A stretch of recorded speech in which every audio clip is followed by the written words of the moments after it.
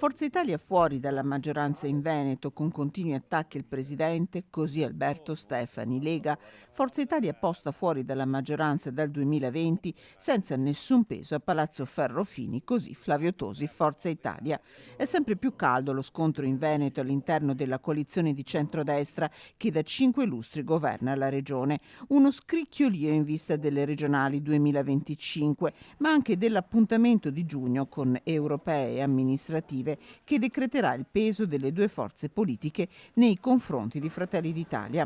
A partire è stato Alberto Stefani con una dichiarazione pesantissima a mezzo stampa. Dopo mesi di incursioni e di attacchi nei confronti di Zaia e della sua giunta, abbiamo semplicemente certificato, registrato il fatto che Forza Italia ha deciso di non essere più in maggioranza. È un atto di chiarezza nei confronti degli elettori.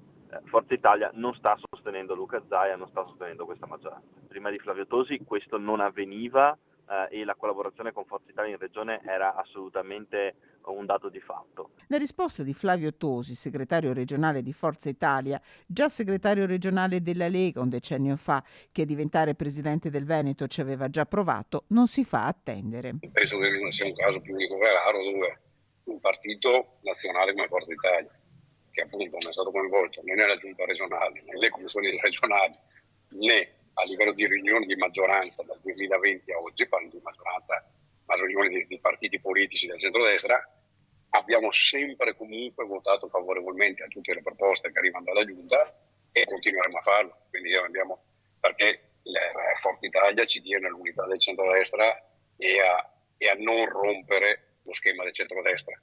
Luca Zaia invece si dimostra forse in questo momento eccessivamente nervoso per problemi suoi all'interno della Lega. Al segretario regionale fa eco Fabrizio Boron, ex Lega, ex lista Zaia, attuale consigliere regionale del gruppo misto, da poco entrato in Forza Italia. La posizione oggi che Forza Italia ha nei ruoli regionali è la stessa equiparabile a quella che ha il PD.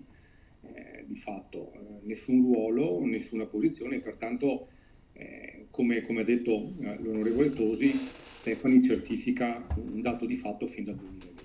Gli fa eco Alberto Villanova, consigliere regionale della lista Zaia. La politica è questione di numeri. Il risultato elettorale del 2020 ha decretato i rapporti di forza con 33 seggi a lista Zaia, Lega e Veneto Autonomia.